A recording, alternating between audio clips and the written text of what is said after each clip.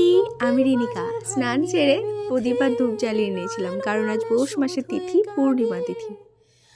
তাই সকাল সকাল পুজো সেরে নিয়েছিলাম, কারণ আমাকে রান্না করতে হতো।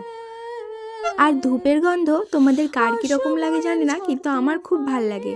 আমি যখন পুজো করি তখন এই ধূপের মধ্যে না অনেকটা ছোবড়া আর ধূপ অ্যাড করে দিই, যাতে এটা অনেকক্ষণ স্টে করে। আর সব কিছু দেওয়ার পরে ঘরে দরজা বন্ধ করে রাখি, যাতে সুন্দর গন্ধ বের হয়ে আসে।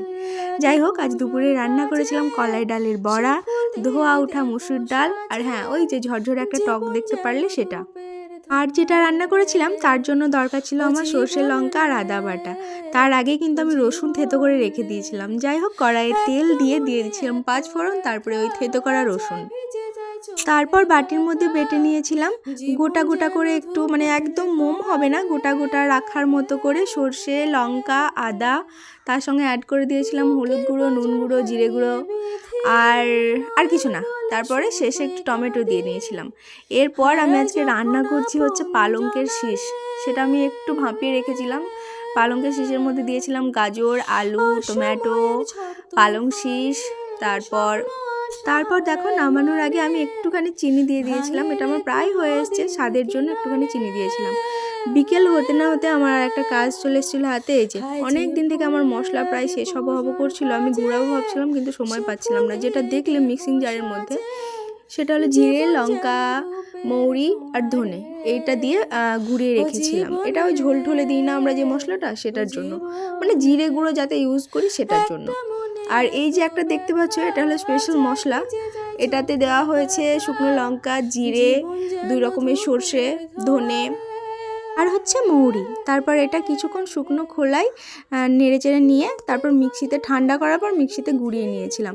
এটা ওই চচ্চড়ি বা ভাজা ভাজা টক, এসব ধরনের রান্না এটা খুব সুন্দর লাগে। বা কোনো কিছু তুমি খাচ্ছ, তারপরে হয়তো একটু ছড়িয়ে দিলে ভালো লাগে, বেশ লাগে।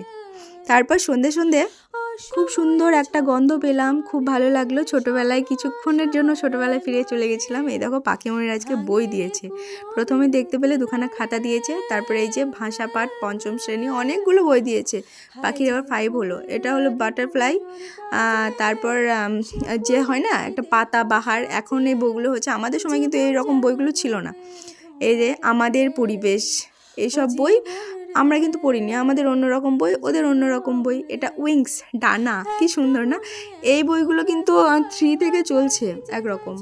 এই যে উইংস, পাতাবাহার, পরিবেশ, আমাদের গণিত, এরকম করে চলছে প্রায়। তারপরে যে স্বাস্থ্য, শারীরিক শিক্ষা আছে।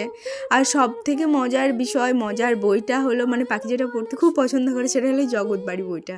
এটা পাখিমণি খুব পছন্দ করে। আচ্ছা, এই নতুন বইয়ের মধ্যে নাক ঢুকিয়ে দিলে কি সুন্দর একটা অনুভূতি হয় বলো? মনে হয় সব ভুলে গিয়ে একদম ছোট্টবেলায় পাশের বন্ধুটার সাথে ব্রেঞ্চে গিয়ে বসি, তাই না?